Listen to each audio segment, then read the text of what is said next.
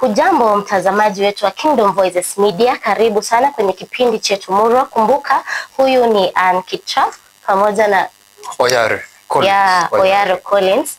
Na karibu sana kwenye kipindi chetu. Kumbuka mada kuu ni vijana na madawa za kulevya, yani vijana na mihadarati. Na ni kweli kwamba vijana ndio nguzo ya jamii, si ni kweli? Naam. Vijana ndio nguzo wa jamii, lakini ukijaribu kutazama ni wengi wao wamekumbwa ama wameingiza katika changamoto za utumizi wa dawa za kulevya. Ni kweli. Na tunajua kuwa matumizi ya dawa za kulevya inaathiri si mtu tu binafsi bali pia jamii, na inaweza ikaathiri akili, afya, kielimu na hata uchumi wa taifa. Ni kweli. Na Kolo, labda tu tuelezee, what are these drugs and drug abuse? First and foremost, yes. A drug is any substance when taken to the body alters the normal functioning of the body. Yeah. Drug abuse is the use of a substance, your drug, directed by a physician. Thank you. So these drugs, ambayo ni drug abuse, inaweza ukaitumia kwa njia ambayo ni potovu, njia ambayo ijakuwa prohibited by the prescriptions na daktari, sio? No. Na these drugs inaweza ikawa ni hiyo madawa ya hospitali, na pia inaweza ikawa ni cocaine, bang ama heroin ambazo ni haramu ama si sahihi, haijakubalika na Pia kahawa. Kahawa is a drug that ni addictive in a way. Kuna mtu ikifika by saa 6 hajakunywa kahawa yake anaanza kutetemeka. Continue. Yeah, na pia majani chai ama majani inaweza ikaathiri afya ya mtu ikiwa umezoea kuitumia in addictive way. Na labda tu tuanze na afya, na ukumbuke kuwasiliana nasi kupitia njia ya SMS, TikTok, Twitter na pia tuko YouTube live. So kwa njia ya SMS ni 07346607. Na Mkolo, kwa njia ya kiafya tunazungumzia adhara peke yake, na kisha baadaye tutazungumzia mengine, kwa sababu adhara na drug abuse iko like it's wide topic, it's a bit wide. Yes. Yeah, so tuzungumzie adhari na afya. Kiafya. Kiafya. Unaweza kusema aje hizi drugs zimeharibu mtu ama zinaweza zikamwathiri mtu kiaje? Let us start with the first and foremost, the easiest and easily available drug ni sigara mafuaka. Yeah. When a person consumes tobacco for a period of 7 to 15 years, their lungs cease to function anymore. Ukiangalia kwa mapafu, sijui kama our technician atapull up your picture, a healthy lung na an infected lung. Ukiangalia healthy lung, it's purely red. An infected lung turns black, tarnishes, can no longer function properly. Ni effect moja ya sigara. Ukiangalia kwa pombe, inachapa kidney. Unakuta jamaa, sorry. Unakuta an alcoholic, their kidneys do not function as a healthy person does. They cannot filter the stones vile inafaa. Na kutokana na overdose ama tusungumzie hizi dawa zinaweza zika reduce immune system ya mtu. Inaweza fanya immune system ya mtu inakaa weak, so it weakens the immune system ya mtu. The immune system cannot combat diseases that it's supposed to be. Yeah, sure. Hakuna mwili yenye afya unaweza kustawi chini ya dawa za kulevya, si kweli? Kwa hiyo afya yako ni muhimu sana, kwa hiyo unahitaji kuikinga afya, si ndio? Na tukiangazia katika jamii nzima huathirika, ni kweli? No. Unakuta let us talk about Nakuru West for sure. Yeah.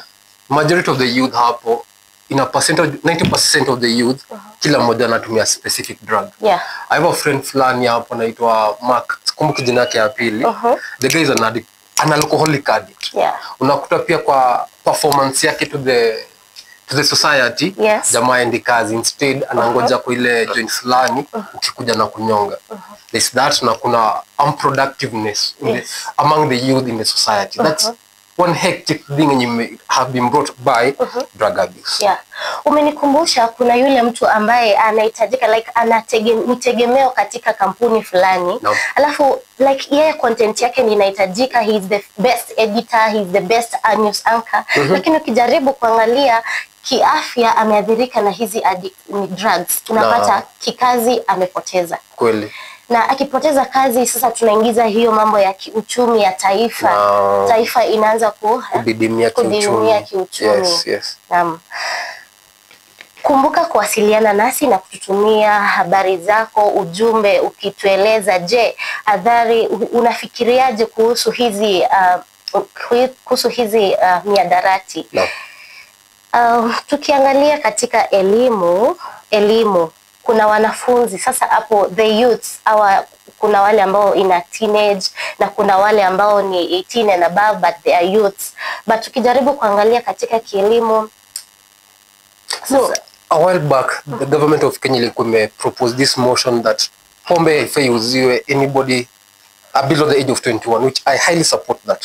Unakuta jamaa amefika 18 na kujifikisha 18 after kaidi kake kamekam through, the first thing unafikiria kwenda kwa local joint kukata.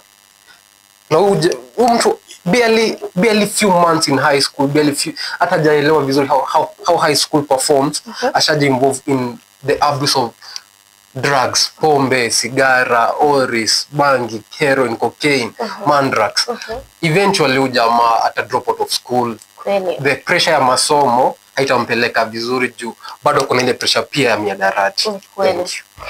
Na ukijaribu kuangalia hizi miadarati yanaweza kuleta migogoro. Kwa hiyo huwezi pata amani kati yako na wanafunzi wenzako ama hata walimu. Unaanza kuzua vita, unazusha maneno. Inanikumbusha certain story back in high school. Kuna jamaa nilikuwa form 2, alikuwa form 3. Nashuku jamaa alikuwa anatumia kakitu. Alitandika mwalimu. Makofi. Shule yetu ilikuwa na this certain rule, haufai uslimishe trouser. So the guy kakuja na trouser slim pipe. Mwalimu the teacher on duty kairarua. Jamaa aliangalia mwalimu eye contact, kidogo makofi, papa. Deadly. Na ni kweli kwamba inaweza ikaathiri akili ya mtu. Huwezi waza jinsi ambavyo ni kawaida. Unajiona kwamba umekuwa juu zaidi, kiburi na kuingia kitu kama hiyo. Na katika turejea tu hapo kwa afya, like nimekumbuka story fulani when I was in a high school. Nilikuwa na roommate wangu. So huyu roommate, so mi sikuwa ijua anatumia drugs, like sikuwa ijua anaweza toka weekends arudi hata after 5 days. So mi sijui kitu inaendelea. So one day kuna friend wake alikuja kwa room. So mimi nilikuwa tu busy kwa TikTok nina scroll. Kuna karufu fulani kazuri kalinipiga, inakaa ya strawberry. Kalinipiga, so I was like nini kitu tamu inanukia hapa kwa room. Kuangalia hivi, so mwingine anamwambia hii ni weed, mwingine anamwambia pana hii ni nyingine ni shisha. Anamwambia ni shisha, mwingine anamwambia hii ni weed. Na ni kweli nikamuuliza what is this? Ananiambia hii ni weed. Nikamwambia na iko na harufu tamu hivi. Manze, I was slightly tempted.